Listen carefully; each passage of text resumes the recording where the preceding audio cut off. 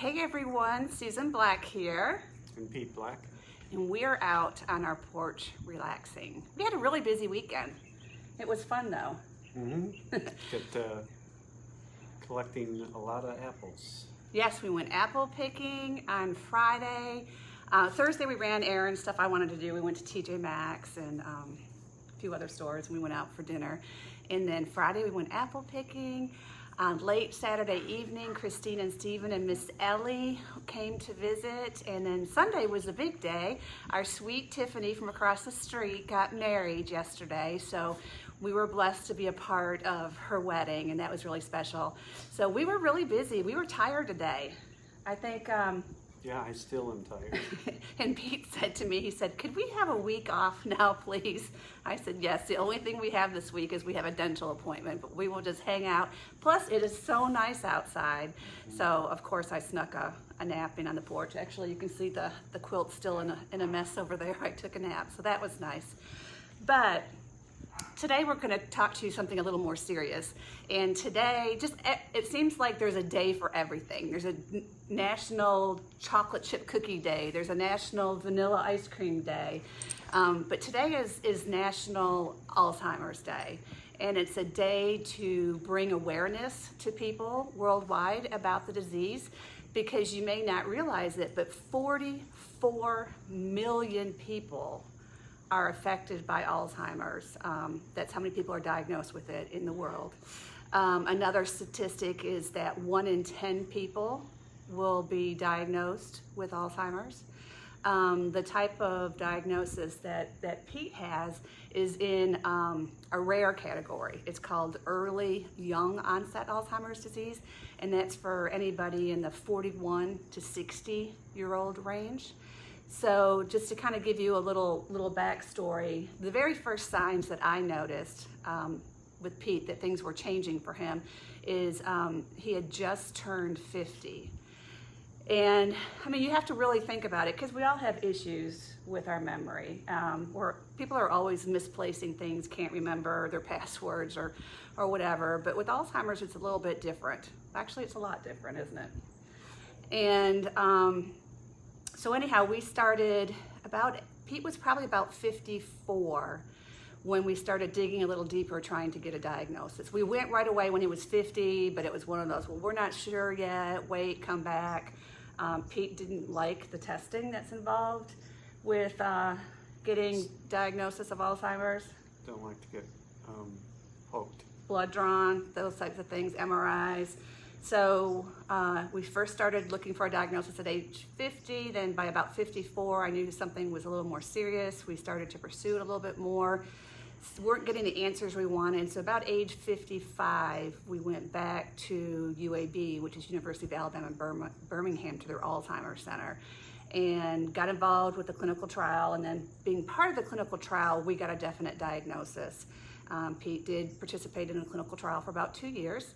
And now we're just enjoying life. We're not going to do any more clinical trials. Pete did that, and so that was great. But one thing that I could give advice on, and I want Pete to share too, is about getting a diagnosis of Alzheimer's disease. They say get a diagnosis just as early as possible. Pete thought, why? What's the difference? For me, it gave me more of a peace of mind, because I would hate to think there was something that we were missing that was curable and that we weren't taking care of that. And also, we all need to be getting our legal papers, our finances in order anyhow. But this just kind of gives you a push to do that a little bit more. And then you do have to go about it in a different way than you would do just setting up a regular will or whatever you're going to do. When one of you is impacted with Alzheimer's, it's different in order to take care of that. So my piece of advice would be to get those types of things in order. The one wisdom that I could share is to not put things off for later.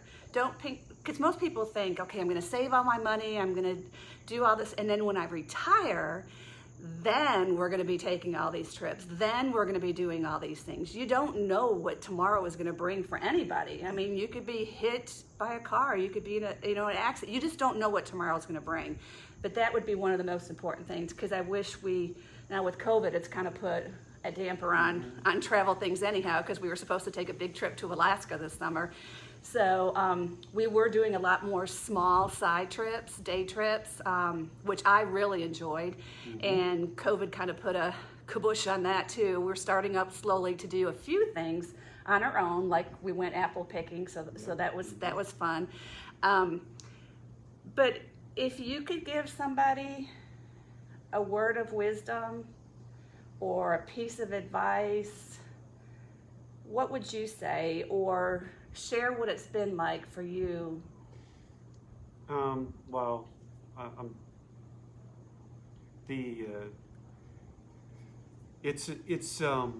the biggest thing is trying to remember or getting the word out. Word finding. Yeah, finding the right word is a big sign.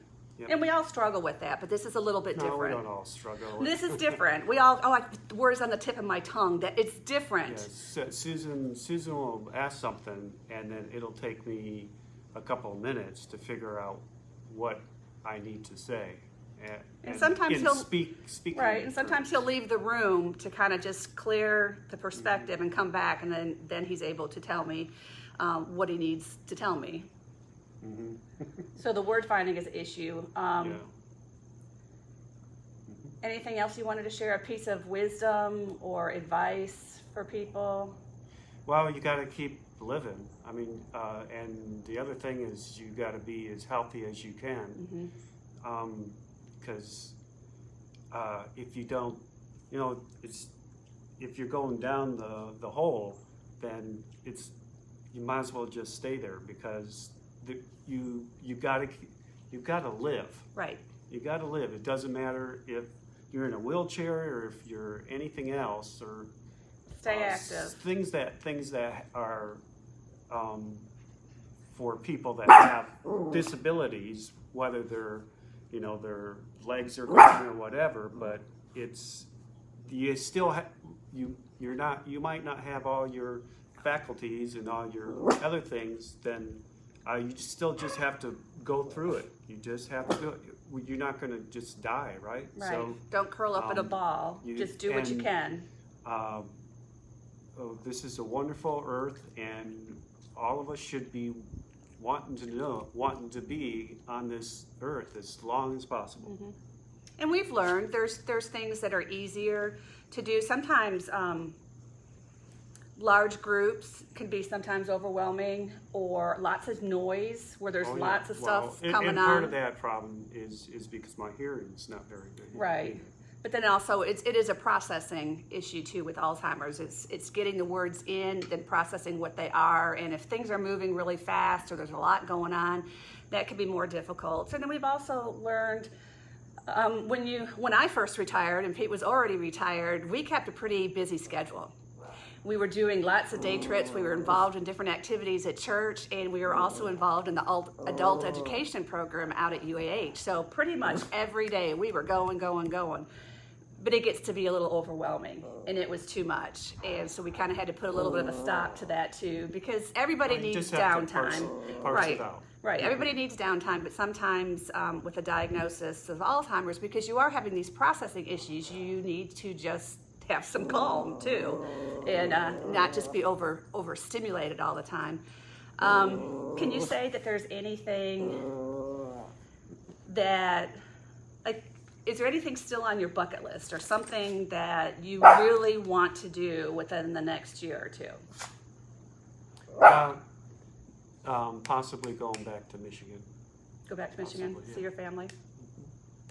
Yeah, that would be nice. That was fun. To have. We had most of our relatives there, and I wanted to go there, and Susan found a spot for us to fish. And Yeah, we so got that a really- little cabin, not a cabin, it was a house, a small house on a small lake. that everybody came. But to. it was neat because my side of the family was about 45 minutes away from this house. Pete's side of the family was about 45 minutes away from the house. So it was just neat. We stayed at that house the entire time that we were there, and our kids were with us too. And we just were home base, and anybody wanted to come hang out, they could hang out. So yeah, that would be fun to do that again. Maybe we can get some of the family from Albuquerque to come out as well. That would be fun. My aunt was there too from Florida, so that was fun. So okay, well, we're gonna have to put that on our list. We're gonna go back to Michigan again. That's fine with me. Probably not during the winter. We'll probably make it.